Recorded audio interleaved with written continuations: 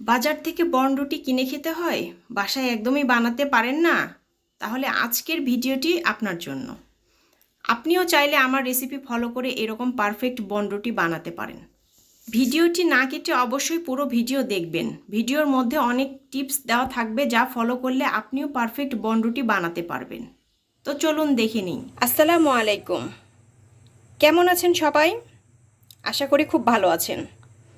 আজকে আবারও নতুন একটি রেসিপি নিয়ে হাজির হলাম। আজকে আমি বানিয়ে দেখাবো বনরুটি। খুব সহজ এবং খুব সুন্দরভাবে বানিয়ে দেখাবো, তাই পুরো ভিডিওটি দেখবেন না কেটে। তাহলে কথা না বাড়িয়ে চলুন রেসিপিতে চলে যাই। প্রথমে এখানে আমি 2 কাপ ময়দা নিয়ে নিয়েছি। অবশ্যই প্যাকেট ময়দা ব্যবহার করার চেষ্টা করবেন, তাহলে বনগুলো অনেক বেশি ভালো হবে। প্রথমে হাফ চা চামচ লবণ দিয়ে দিব।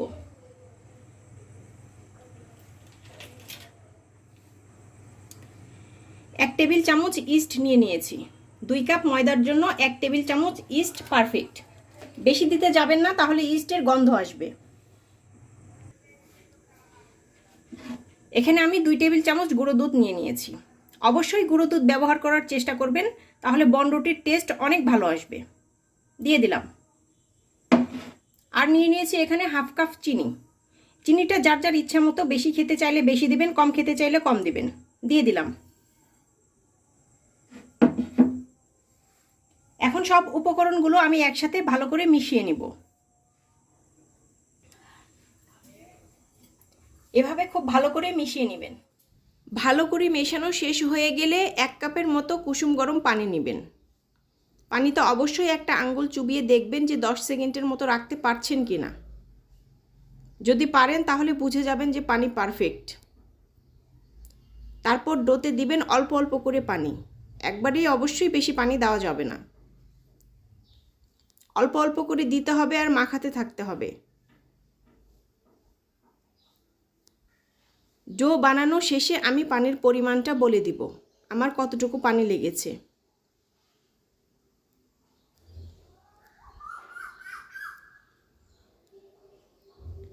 এখন হাত দিয়ে মাখিয়ে নিব। মাখিয়ে নরম তুলতুলে একটি ডো বানিয়ে নিব। ডো যত নরম হবে রুটি ততই তুলতুলে হবে। দেখতেই পাচ্ছেন আমি কিভাবে মাখাচ্ছি। আপনারাও ঠিক এভাবে মাখিয়ে নেবেন।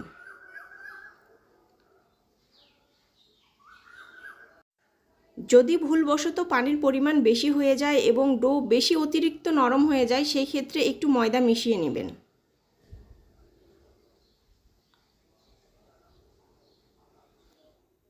ডো নরম দেখে ভয় পাওয়ার কিছু নেই। একটু পরে মাখাতে মাখাতে এটা পারফেক্ট একটা শেপে চলে আসবে। বেশ কিছুক্ষণ মাখানোর পরে এখন আমার ডোয়ের অবস্থাটা এই। এখন এই পর্যায়ে আমি ডোয়ের মধ্যে অ্যাড করে দিব 1 টেবিল চামচ পরিমাণ তেল। তারপর আবারও আমি ভালো করে মাখাতে থাকব। একবারে বেশি তেল দেওয়া যাবে না, অল্প অল্প করে তেল দিয়ে মাখিয়ে নিতে হবে, তাহলে ডোটা অনেক বেশি সফট এবং সুন্দর হবে। এটা মাখানোর উপরে নির্ভর করবে। বেশ কিছুক্ষণ মাখানোর পরে এখানে আবারও আমি 1 টেবিল চামচ পরিমাণ তেল অ্যাড করে দিব।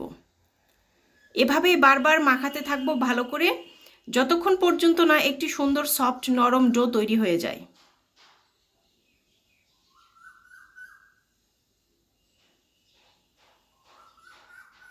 এখন ডোতে আমি 1 চা চামচ পরিমাণ ঘি দিয়ে দিব। এটা আপনাদের ইচ্ছা, চাইলে দিতেও পারেন নাও পারেন। তারপর আবার একটু মাখিয়ে নেব সুন্দর করে। এভাবে অনেক বেশি ভালো করে মাখিয়ে সফট একটি ডো তৈরি করে নেবেন।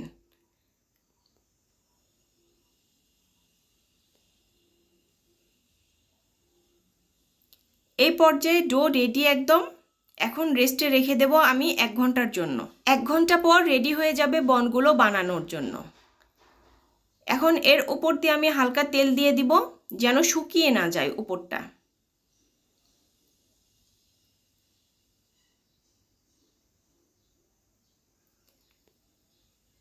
তারপর একটা ঢাকনা দিয়ে ঢেকে রেখে দিব।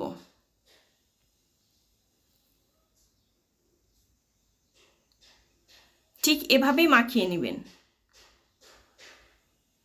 ফিরছি 1 ঘন্টা পরে। ফিরে এলাম 1 ঘন্টা পরে। দেখে নিশ্চয়ই বুঝতে পারছেন কত সুন্দর সফট একটি ডো তৈরি হয়ে গিয়েছে। এখন আমি হাত দিয়ে চেপে ডো থেকে বাতাসগুলো বের করে দেব এবং একটু মাখিয়ে নিব ভালো করে।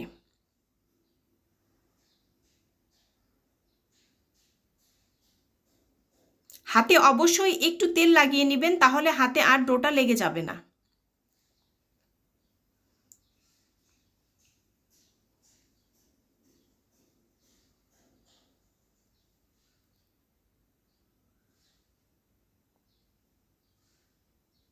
যদি সুন্দর এবং পারফেক্ট বন বানাতে চান তাহলে অবশ্যই আমার রেসিপি যেভাবে আমি করেছি ঠিক সেভাবে ফলো করতে হবে।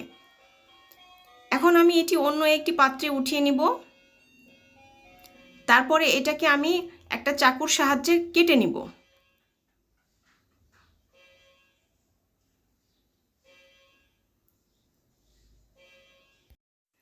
ডোতে আমার 1 কাপের একটু কম পরিমাণে পানি লেগেছে। আপনারা অবশ্যই একটু পানি বুঝে দেওয়ার চেষ্টা করবেন। এখন ছোট ছোট করে কেটে নিব।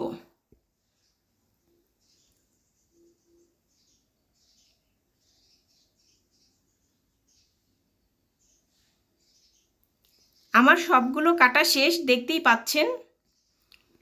এখন একটা তাওয়াতে তেল ব্রাশ করে নিব। আপনারা চাইলে স্টিলের প্লেটও নিতে পারেন।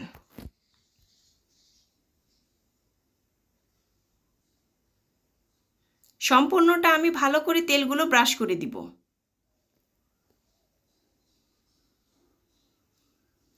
এখন লেচিগুলোকে আমি সুন্দর করে একটা শেপ দেওয়ার চেষ্টা করব।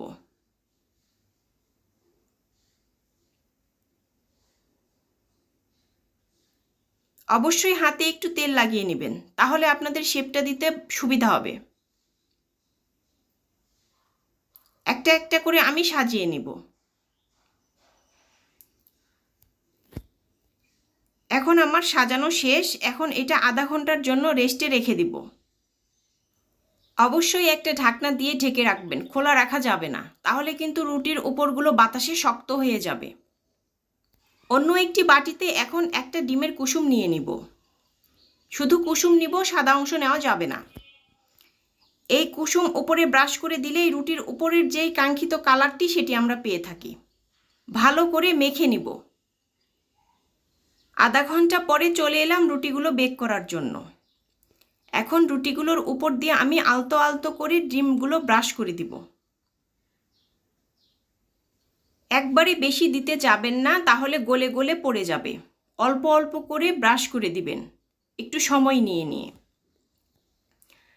সবগুলো ব্রাশ করা শেষ হয়ে গেলে চলে যাব বেকিংয়ে।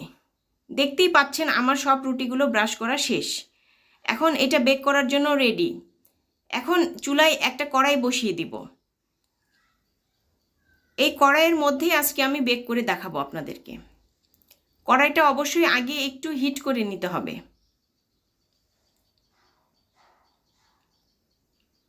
তারপর এর মধ্যে আমি বেশ কিছু কাগজ দিয়ে দিব। কাগজ দেওয়ার কারণটা হচ্ছে কাগজ দিলে উপরে রুটির যে কালারটা সেটা আসে। বেশ কয়েকটাই কাগজ দিয়ে দিব এখানে আমি। কাগজগুলো বসানো শেষে আমি এখানে তাওয়াটা বসিয়ে দিব। তারপর একটা ঢাকনা দিয়ে ঢেকে দিব বেক হওয়ার জন্য। অবশ্যই চুলার আঁচ একদম লো রাখতে হবে। 30 মিনিট পরে রুটিগুলো একদম রেডি হয়ে গিয়েছে। দেখে নিশ্চয়ই বুঝতে পারছেন কালারটা কত সুন্দর এসেছে এবং রুটিগুলোও অনেক তুলতুলে হয়েছে। আমি একটু হাত দিয়ে দেখিয়ে দেই। দেখে নিশ্চয়ই বুঝতে পারছেন কতটা সফট হয়েছে। ঠিক এমন রুটি যদি বানাতে চান অবশ্যই আমার পুরো রেসিপিটি ফলো করতে হবে। অবশ্যই ভিডিওটি যদি ভালো লাগে অবশ্যই চ্যানেলটিকে সাবস্ক্রাইব করবেন, একটা লাইক দিয়ে দিবেন এবং যদি কিছু জানার থেকে থাকে তাহলে অবশ্যই কমেন্ট করবেন। আজকে এই পর্যন্তই। ভালো থাকুন তাহলে সবাই। সামনে আবারও সুন্দর কোনো রেসিপি নিয়ে হাজির হয়ে যাব আপনাদের সামনে। ততদিন পর্যন্ত সবাই ভালো থাকুন, সুস্থ থাকুন এবং আমার জন্য দোয়া করবেন। আসসালামু আলাইকুম।